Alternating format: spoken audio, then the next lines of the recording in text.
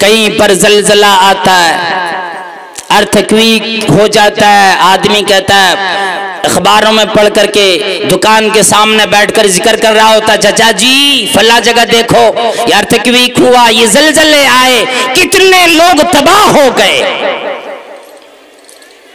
कितने लोगों के चेहरे मिटा दिए गए, कितने लोग जमीन के अंदर कुचल दिए गए।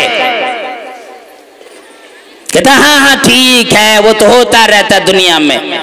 और ये सोच रहा था मेरे ऊपर अज़ाब ना आएगा, अल्लाह वालो तुम भी लो, होशियार हो जाओ। अल्लाह के नबी सल्लल्लाहु अलैहि वसल्लम ने किसी एक जगह के बारे में ना फरमाया, बल्कि फरमाया सयकूनु फी आखिर ज़मान, ज़माना आखिरी आ जाएगा, क़यामत की घड़ी बिल्कुल करीब आ जाएगी। खस्फन लोगों को जमीन में धंसाया जाएगा, व कसफन आसमान से पत्थर की बारिश की जाएगी, व मस्खुन लोगों के चेहरे बिगाड़ दिए जाएंगे, लोग पहचान ना पाएंगे ये कौन है, ये मेरा भाई है, चचा है कि गांव मोहल्ले के लोग हैं। सहाबाई किराम ने सवाल फरमाए, डर होता था ना कि अल्लाह के नबी सल्लल्लाहु अलैहि वसल्लम ये कब होगा, ऐसा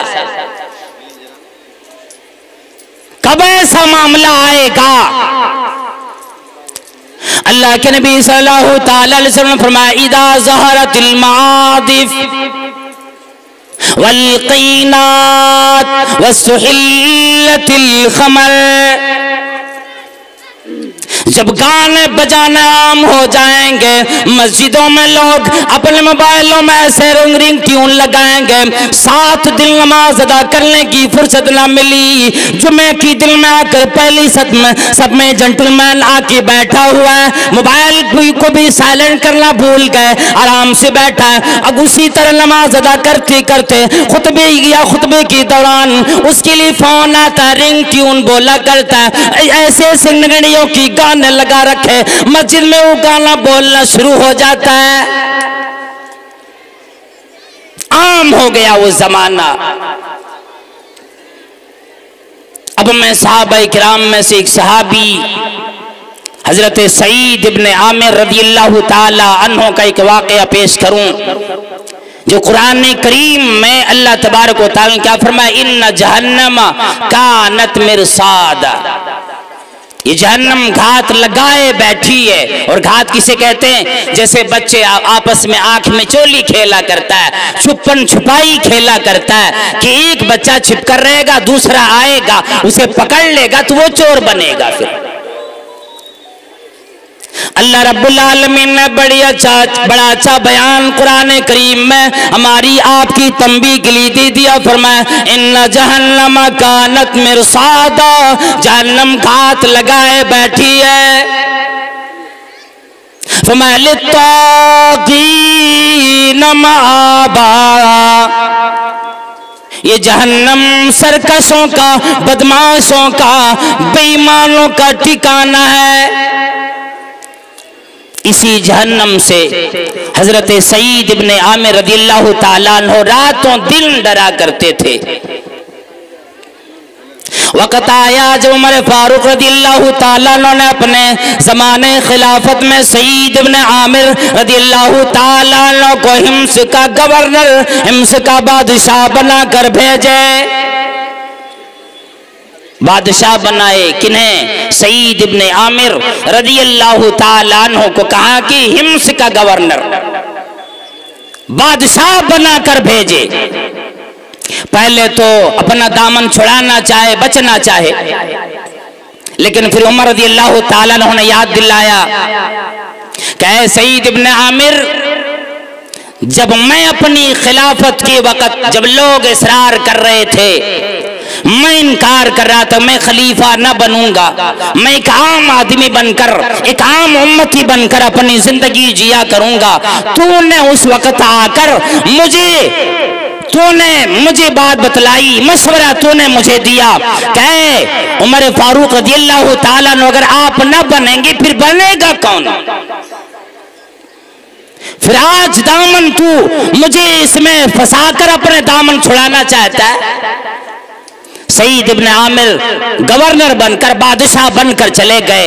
और आज हम और आप कसौटियों में जरा अपने आप को रख कर देखें। आज कोई मामूली घोंसले पे बैठ जाता है, एक मामूली सा ओहदा मिल जाता, लूटने के चक्कर में रातों दिल पड़ा होता है। अभी देखिए कब्रिस्तान के लिए जो आपके सामने बार बार ऐलान किया जाता चंदे का, इतना बड़ा डब्बा भरा हुआ मैंने कभी नहीं देखा। बड़े बड़े झोले भर गए कि यहाँ के लोगों में परवरदिगार आलम ने दौलत न दी, फिर अखराजात हमारे पास कहाँ चले गए। फहरिस्त बनाए रखे हैं, घर के बंगला बनाएंगे, कोठी बनाएंगे, बिल्डिंगें बनाएंगे। अल्लाह वालों क्या मालूम वो कोठी का खाका तैयार तेरा हो ना हो, कब्र में तेरा नाम आ जाए, मुर्दों में नाम आ जाए। सईद इब्न आमिर रज़ियल्लाहु ताला अन्हु से की गवर्नर बने। हिम्स से कुछ दिनों की बात अमीरुल मोमिनीन खलीफतुल मुस्लिमीन हजरत उमर फारूक रज़ियल्लाहु ताला अन्हु के पास तशरीफ ले आए। एक वफद की शक्ल में आए। उमर रज़ियल्लाहु ताला अन्हु ने खैर खैरियत ली और कहने लगे, ओ जाने वालों, ओ हिम्स के लोगों, और मेरी हक हुकूमत की मातियत अपनी जिंदगी बसर करने वालों, हिम्स वालों, आज तेरा जाना है मेरे सामने अपने गांव के लोगों और अपने इलाके के गरीब लोगों के लिए एक फहरिस्त बना करो, उनका नाम लिखकर मेरे सामने पेश करो, ताकि मैं उन लोगों को अपनी तरफ से कुछ मदद दे सकूं। कि इसलिए कि मैं अमीरुल मोमिनीन हूं, मैं उन लोगों की देखभाल करने वाला हूं। अब हिम्स के लोगों ने बैठ करके नाम लिखना शुरू कर दिए। उनमें सारा नाम जहां पे आ गया, एक नाम सईद बिन आमिर का भी आया रज़ियल्लाहु ताला अन्हु। अल्लाहु अकबर। कौन है? गवर्नर, वहां के अमीर बनाकर भेजे गए।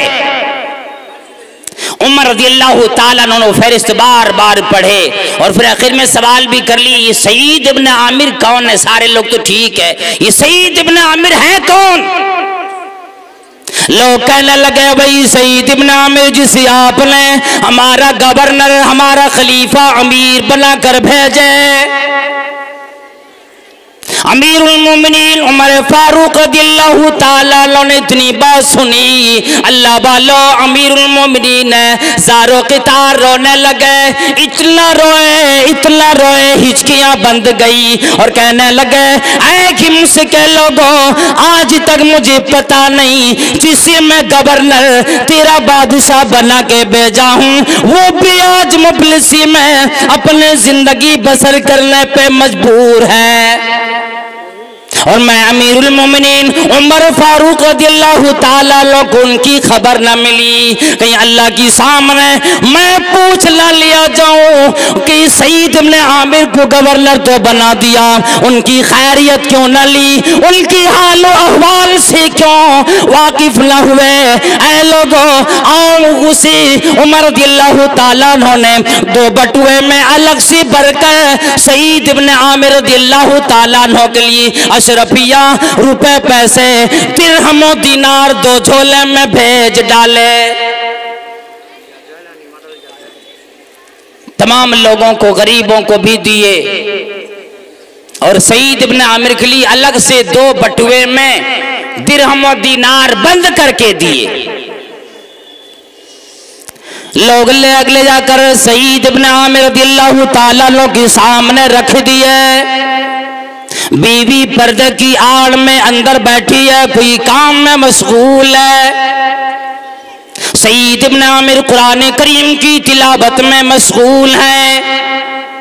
लोगों ने लेकर दो बटुए सामने रख दी, हैरानगी से सवाल करने लगे, और मदीने से आने वाले हिम्स के लोगों, ये क्या चीज है, ये क्यों लेकर आए, किसके लेकर आए? तमाम लोगों ने एक जबान कहने लगे अमीरुल मोमिनीन और हमारे गवर्नर और सईद इब्न आमिर उमर फारूक रदियल्लाहु ताला अन्हु ने आपके नाम से ये सिक्के भेजे और फरमाने लगे मेरे सही से कह देना अपनी जिंदगी की जरूरियात को पूरी करे। अब हम और आप सोचे जरा, हमारे सामने वो दो बटुए अगर किसी हाकिम की तरफ से, किसी बादशाह की तरफ से, मुखिया की तरफ से, सरपंच की तरफ से या प्रधानमंत्री मुख्यमंत्री की तरफ से कुछ अगर भेज दिया जाता कितने खुश हो। अब बाबा इससे बढ़िया तो कोई है ही नहीं। घर वालों को वोट देंगे, गांव वालों को दौड़ दौड़ कर दरवाजे पीट पीट कर दिलवाएंगे। क्यों? वो दो बटुए ने काम किया है। फिर तो हलाल और हराम भूल बैठेंगे, उधर बीवी भी फूले नहीं समाएगी। अब आइए दौलत, चले फला इंजीनियर को बुलाएं, अच्छे से अच्छे इंजीनियर को बुलाकर खाका तैयार कराएं, अब हमें भी बेहतरीन घर नसीब हो जाएगा। किसी ने यूं कह दिया कि कसरी शाही में यूं आज सोता है तू और फर्श मखमल पे इतरा के चलता है तू, तन्हा सोएगा कल कब्र में देखना और सोच ले इस महल का भरोसा नहीं। सईद इब्ने आमिर ने देखा, पूछने लगे और उसके बाद चीखें मार कर रोने लगे। इतना रोए, घर से अंदर से बीवी घबराई हुई आई, और मेरे सरताज और मेरे शौहर क्या मामला पेश आया? कहीं ये लोग मदीना से तशरीफ आज लाए तो अमीरुल मोमिनीन उमर फारूक रदियल्लाहु ताला अन्हु की वफात की खबर तो लेकर ना आए। बीवी ये सोचने लगी शायद अमीरुल मोमिनीन उमर फारूक रदियल्लाहु ताला अन्हु वफात पा चुके, मर चुके, उनकी खबर आकर इन लोगों ने दी। मेरे शौहर रोने लगे।